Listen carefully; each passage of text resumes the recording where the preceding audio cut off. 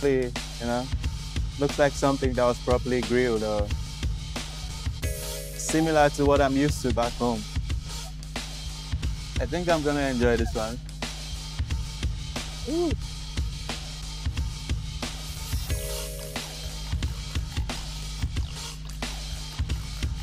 Hey guys, so today nandito tayo sa Meserap. It's along main road. Malapit lang siya sa D-Mall sa Budget Mart. It's on the third floor. Grabe yung staircase paakyat dito. Medyo nakakatakot. So, hindi recommendable na if ever you're going to drink here, huwag kayong magpakalasing kasi baka mahulog kayo dun sa staircase nila. So anyway, very home, very homey yung feel nito, no? And ano siya, open air siya. Um, pero malamig naman. Although marami kasi silang fans. Ayan. And ayun. So what Mezerap, it's kind of an like Middle Eastern food. So that's the name niya, wraps. So syempre meron din silang kebab, ganyan. So what we ordered was yung meze 3, which is 3 kebabs. We ordered beef and dalawang adana. That's yung minced beef. We also ordered yung turmeric rice kasi maganda yung reviews sa kanya.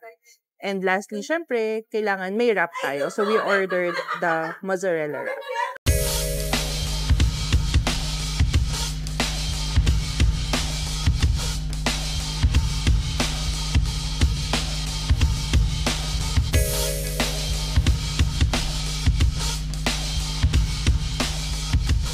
Hey guys, so ayan, andito na yung food natin.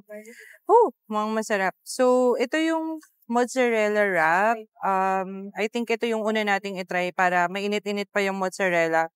So, to my understanding, kailangan nakaganto siya, kainin. Kasi nga wrap, 'di ba? We have the sauces here, pero let's try muna without it. Medyo mahirap siya kagatan kasi malaki.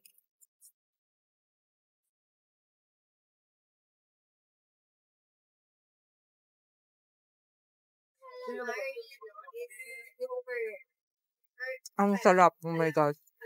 Lasang-lasa mo yung spices. And yung cheese pool. Mm.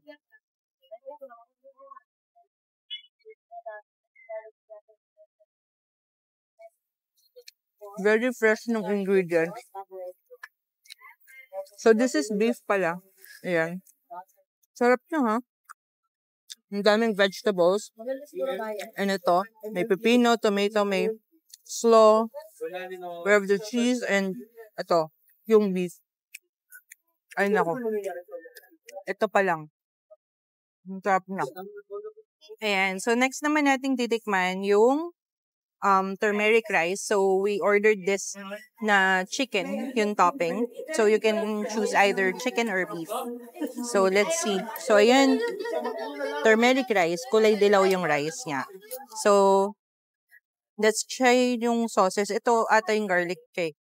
So let's try muna chicken, cucumber, onion, and yung turmeric rice. Wala munang sauce.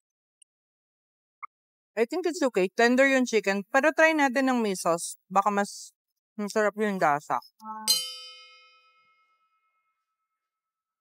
Sucks lang siya. Parang for me, nothing special. After ko matikman yung mozzarella wrap, basically parang pare-parehas lang naman yung components nila. It's just that yung wrap comes with the bread. Tas ito, comes with the rice. Pero parang nakukulangan ako sa lasa ng chicken. So, I like the wrap better than this. This is beef, and this is minced beef. So I'm gonna try both and tell you exactly what I think about it. Actually, I'm excited about trying this because I love beef, and I can see, as you can see, there's I think this is chili just around it. So I guess this is gonna be spicy, and that's my favorite usually. And of course, it comes with rice, like most Filipino dish. I don't know if this is actually Filipino originally, but yeah, I'm excited to try. So I'll just try this first. It actually looks good with properly, looks like something that was properly grilled or similar to what I'm used to back home.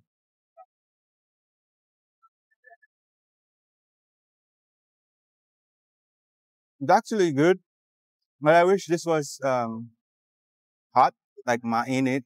As right now it's malamig, and I probably wouldn't enjoy it as much as if it were, freshly grilled.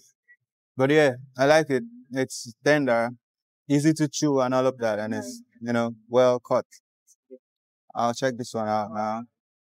Wow, look at what this looks like with the chili. I think I'm gonna enjoy this one. Ooh.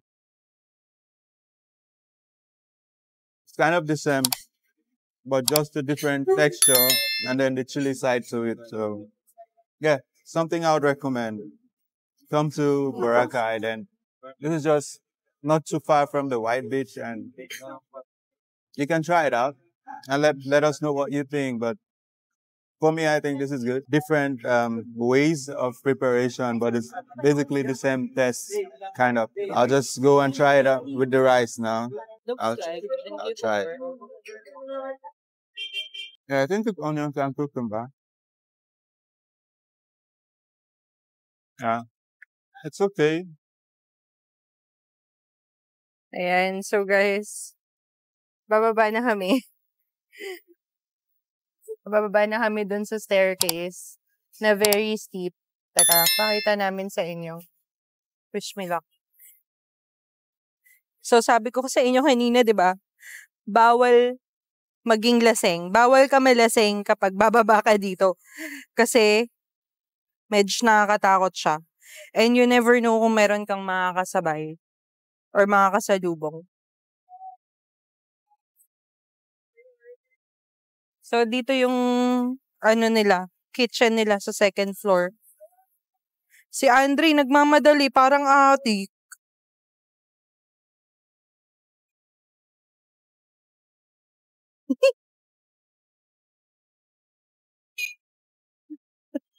Ayun, so medyo nahilo lang ako.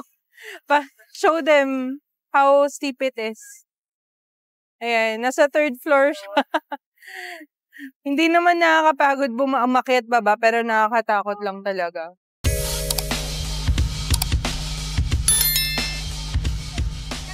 Ano yung BPI?